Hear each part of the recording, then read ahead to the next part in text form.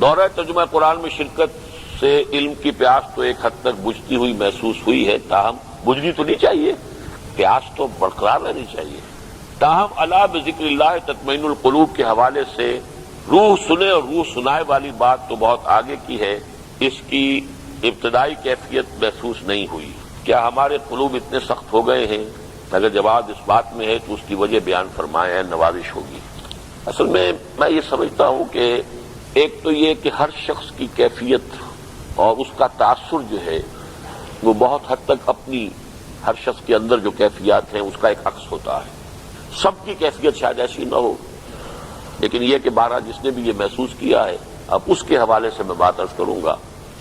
اس میں بھی ہو سکتا ہے کہ فی الواقع ایسا ہو، اور یہ بھی ہو سکتا ہے کہ یہ صرف اپنے احساس کی شدت ہو جو مبارک ہے، جس کی مثال یہ ہے حضرت ابوبکر کے عہد خلافت میں کچھ لوگ باہر سے آئے اور انہیں قرآن سنایا گیا تو ان کی آنکھوں سے آنسو جاری ہو گئے۔ بالکل وہی بات کہ جو اس سے پہلے ہوا تھا، وَإِذَا سَمِعُوا مَا أُنزِلَ إِلَى الرَّسُولِ تَرَىٰ أَعْيُنَهُمْ تَفِيضُ مِنَ الدَّمْعِ مِمَّا عَرَفُوا مِنَ الْحَقِّ۔ حضرت ابوبکر کی زبان سے ایک الفاظ نکلا، جملہ نکلا، ہَٰكَذَا كُنَّا حَتَّىٰ قَسَتِ الْقُلُوبُ۔ یہی ہمارا حال ہوتا تھا قرآن کو سنتے ہوئے، یہاں تک کہ ہمارے دل سخت ہو گئے۔ یعنی اب قرآن کو سنتے ہوئے ہماری آنکھوں سے آنسو نہیں نکلتے۔ حضرت ابوبکر کا یہ فرمانا کہ ہمارے دل سخت ہو گئے، اب یہ کیا کہا جائے گا؟ یہ احساس کی شدت ہے۔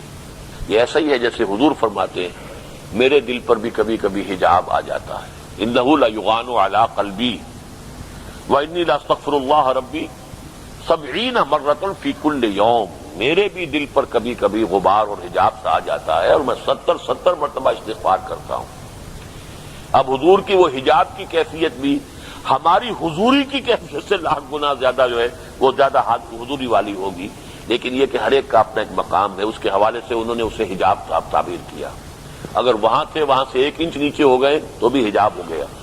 اسی طریقے سے اگر کسی کو یہ احساس ہوتا ہے تو احساس اپنی جگہ مبارک ہے، اور اس میں یہ بھی ہے کہ میں اپنے طرف اس بات کو منسوب کرنے کے لیے تیار ہوں۔